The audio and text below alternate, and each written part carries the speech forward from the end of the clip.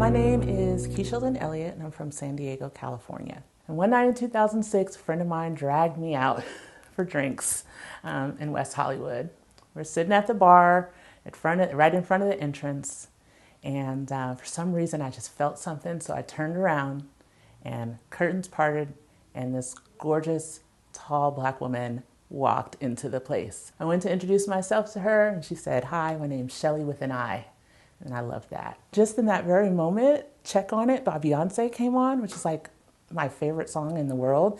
And as I lit up when the song came on, her face lit up when the song came on, and I was like, let's go do this. We danced to that song and a couple of other songs.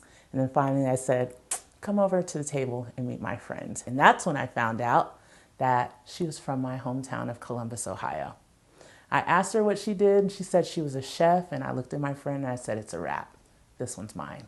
After about a year, we moved in together.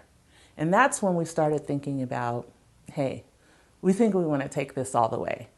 At the time, we wanted to get married, but marriage wasn't legal in the state. So a couple months before our first anniversary as a couple, California courts decided that they were going to begin issuing licenses to same-sex couples who wanted to be married.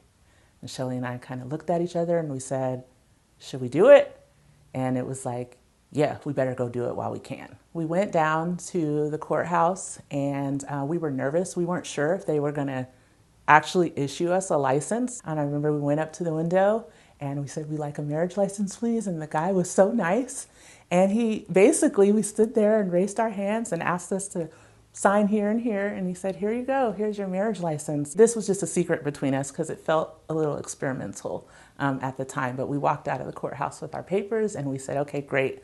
What kind of wedding are we going to have? And then unfortunately, a couple of days later, Prop 8, we found out through the news that Prop 8 got enough signatures to make it on the ballot later that year. Proposition 8 was a proposition that would define marriage as between a man and a woman in the state. We decided to proceed with our plans to have our wedding or our ceremony, our marriage ceremony on the 4th of July, but because of Proposition 8, we decided not to include any of our friends and families in that because we didn't want them to be as confused as we were about what it would mean if it passed. So on the 4th of July, we had our pastor and our photographer come and meet us down on the beach. Our pastor married us, our photographer witnessed the ceremony and took pictures, and we had our little teddy bear Giggles as a part of the ceremony. She was the ring bearer. After that ceremony, it was strange because we're like married, but are we married? We wanted to include our friends and family, but we didn't want to include them in the confusion. So the decision that we made was to announce that we were engaged. We let our friends and family know, hey, we're engaged and we're going to get married in April. At the same time, it gave us a really good way to activate around no on Prop 8 because we wanted to get married and we wanted people to see that this is what you're stopping if you vote yes. I think I was a little bit more active on no on Prop 8 than I was on the Barack Obama campaign, though I was definitely involved in both. Election night comes, and a group of our friends decided to have a viewing party, and we went. And it's a very exciting time. It's all of our Black friends, and we're just waiting to find out if, in fact, like history is going to be made. It was probably about a few minutes before 9 p.m., but I heard the room like erupt. And I looked at the screen and it said, Barack Obama has been elected the 44th president of the United States.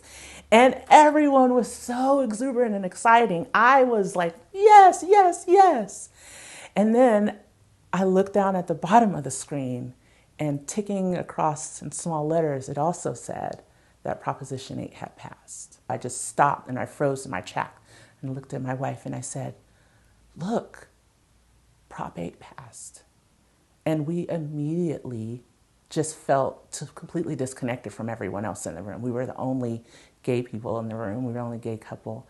And I looked at her and I said, let's get out of here.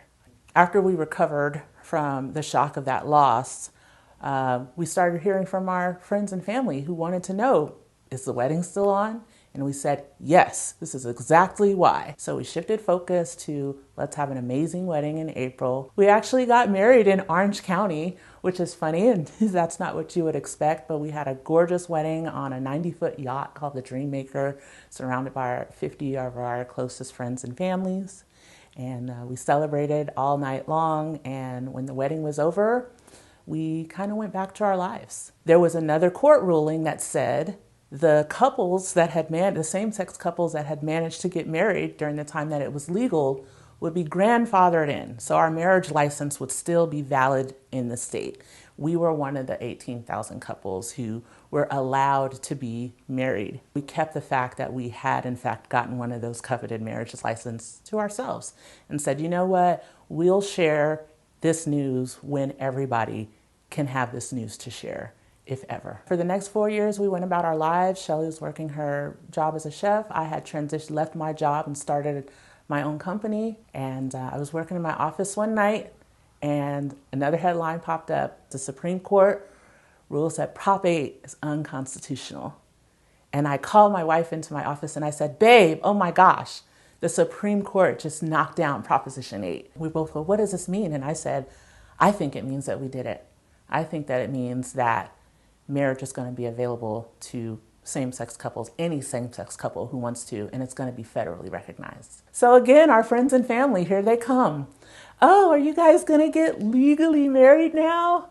And that's when we were able to share with them that, you know what, in fact, we've actually been legally married this whole time, but we just wanted to share it when it was something that could truly be shared with our entire community. So, you know, my mom was a little upset to find out that I had gotten married, and but I explained to her that this was why. It was about equality. It was about equity. It was about wanting to have that equal right, that civil right for all, versus being special.